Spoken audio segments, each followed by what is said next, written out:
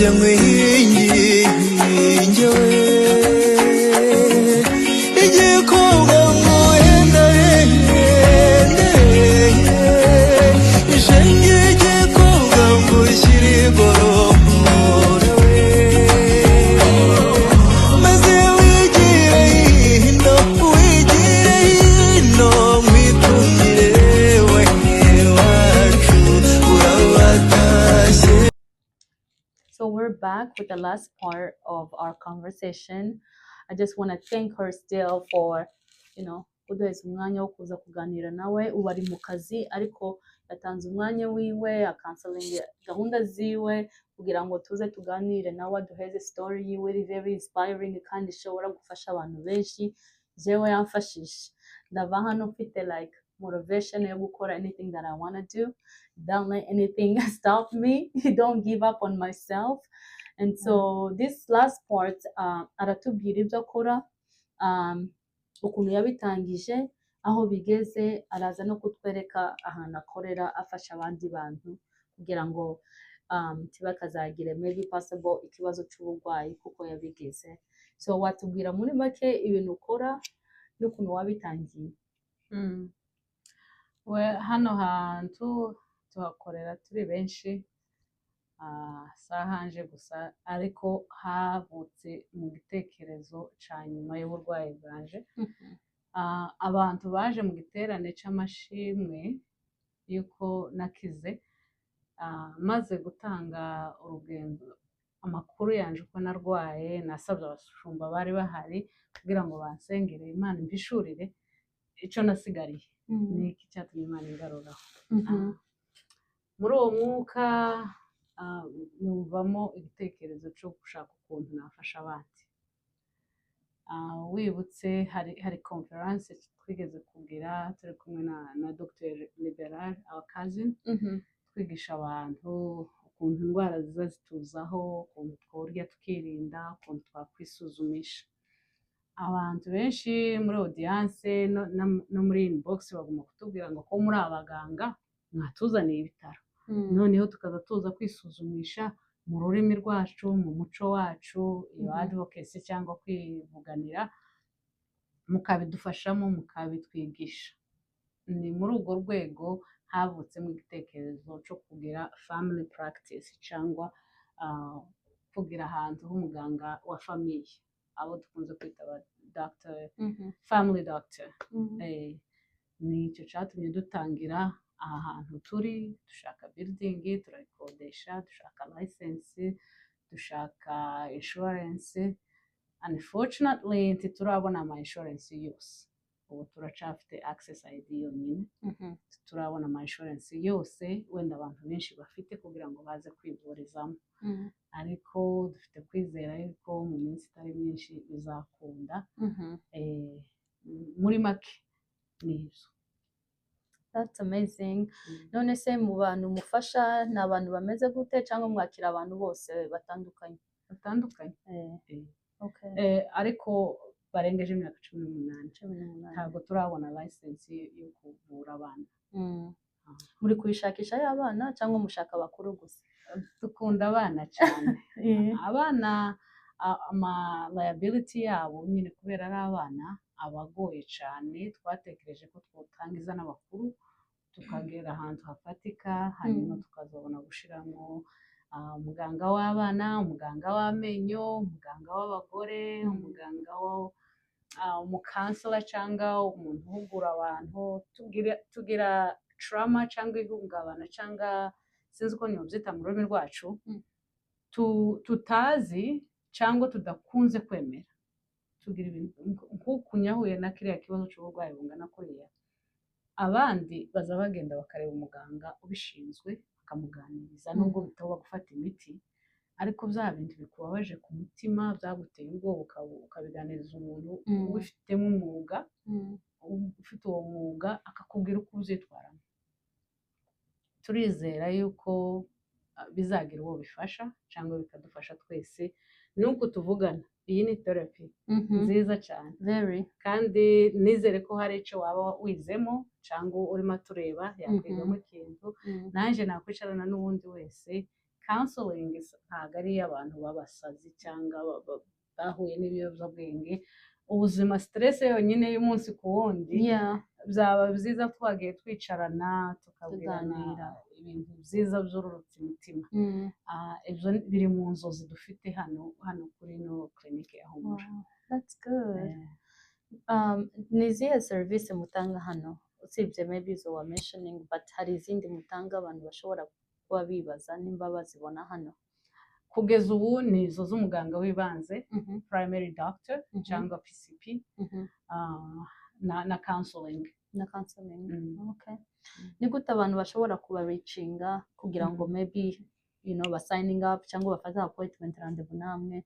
Mufite website cyangwa mufite ama cards mutanga ku bantu? Ni gute abantu baba locating muri make? Yes, byose Mm. ba walking in, bahamagara, hari namba, boza bagafata rendezvous, boduhamagara. So gufungura ino clinic niki bimaze mu buzima bwawe? I know wabimentioninga kubera uburwayi byatumye nyine ugire inspiration yo gufungura ahantu abandi bantu bozaho, but kugira ino clinic noneho hari physically uyibona uza everyday mu kazi ukavuga wow, this place it means a lot to me. Niki bikumariye mu buzima bwawe? Urabivuze. It means everything to me. Nasenze Imana n'abashumba baramfasha kugira ngo menye icyatumye ndapfa n'icyo nyofasha abandi bantu. Iyi clinique rero hariho amakilinike menshi ayizengurutse, hari ibitaro byinshi bizengurutse, ariko n'iyi nayo irashobora gufasha umuntu umwe, n'iyi histoire irashobora gufasha umuntu umwe, nubwo atoza hano kuri ino clinique ariko akagenda kwa muganga wiwe akisuzumisha akamenya aho ahagaze mbere y'uko arwara. Noneho n'uwumvishije ko arwayeho ntatinde kwisuzumisha kugira ngo ntakaje muri ya kimo naciyemo. By the way, nubwo mpora nsubira ku nkuru yashize, kimo bagutera ingana n'uburwayi ufite. Hari abo bayitera rimwe mu kwezi, hari n'abayiterwa rimwe mu cyumweru, hari n'abayiterwa 5 mu cyumweru kugira ngo barebe ko borwanya iyo ndwara ngo ishire. So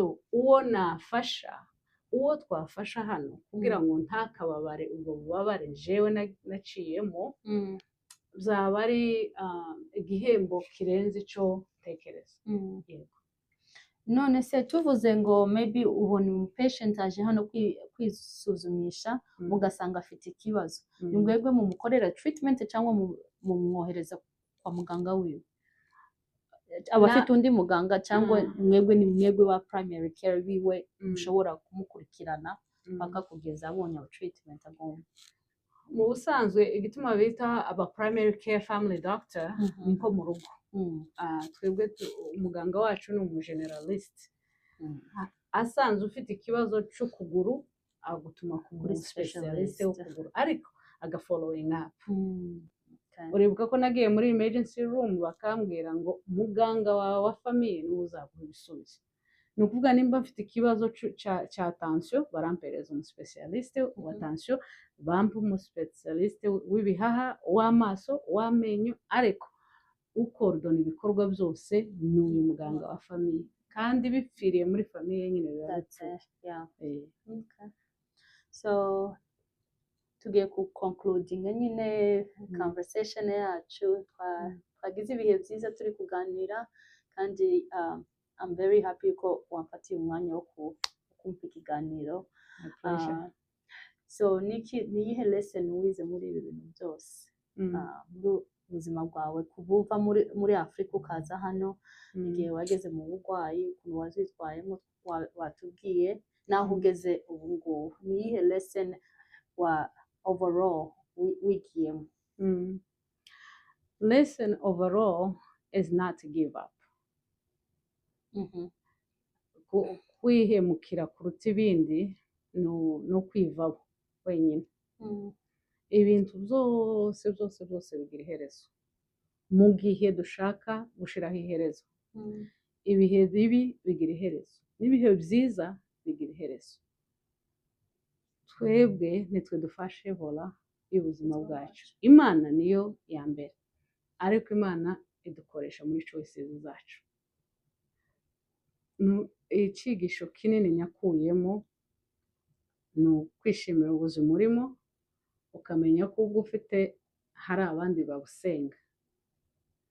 Nimba ufite umusatsi w'agatsika ukamenya ko hari umuntu wawe ugasenga ukagira.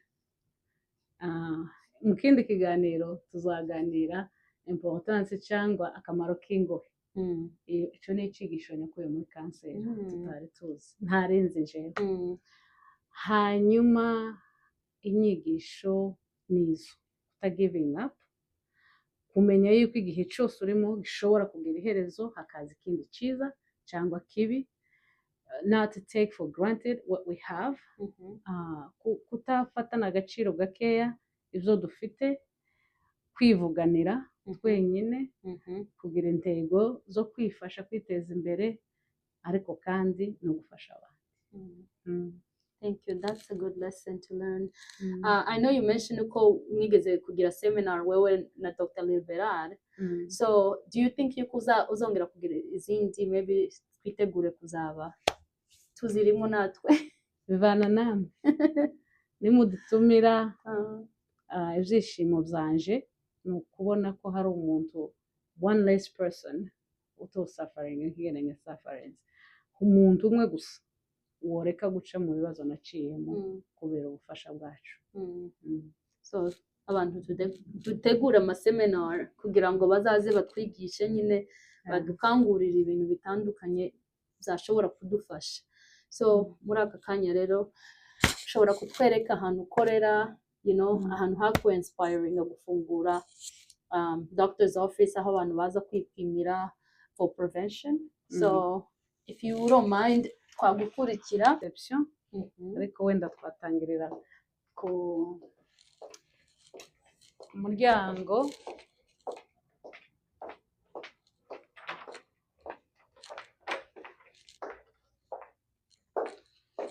Iyi ni waiting room cyangwa salle d'attente mu Gifaransa, aho abantu barindira baje ku marandevu. Aha niho bahagarara bakabakira, bakavuga icyo baje gukora. Hanyuma umuryango wo kwinjira ni uyu.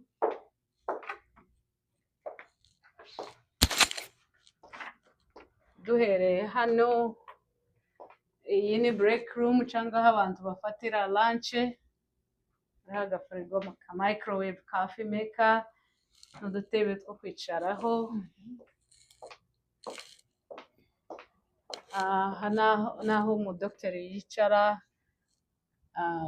akora amanoti yiwe. Iki ni icyumba bita exam room, aho ku examina abarwayi, gusuzumira abarwayi. Ibikoresho bimwe biraha, ibindi biri munsi y'iriya ntebe. Ku bafite ikibazo cy'amaso, iyi ni eye chart, niho basuzumira amaso bareba ukuntu ubona, n'aba ubona tuno dutoya uba ufite perfect vision. Ariko rero hariya hejuru nyine urumva jewe ndi hejuru. Iyi ni conference room, abakozi bakoreramo inama.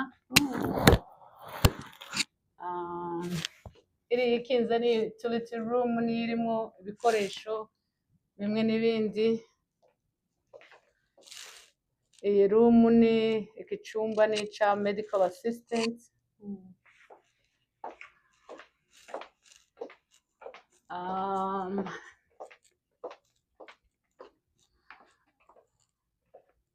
Iyi ni group therapy room, iyo hari abantu benshi bakeneye ubufasha bwo kwiga amasomo ajanye, bakwicara ari benshi bakabonana n'umwarimu cyangwa umuganga.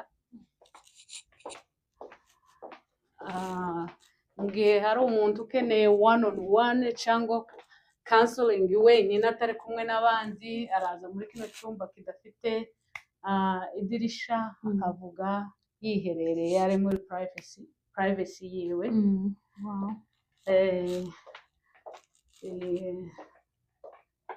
Aha ni mo wanje. Nice. Yeah. Yeah. And that concludes the tour. Wow, that's an amazing. It's a beautiful clinic. Kandi iri Thank ahantu you. heza. Thank you. I'm very proud of you. Thank you. For the achievement that you have reached. So we love your clinic. Kandi abantu bakugane. If they need help, they can reach out to you. If anybody needs her contact, you can leave a comment muri section y'iyi conversation, hanyuma tuzakugezaho ama contact yiwe.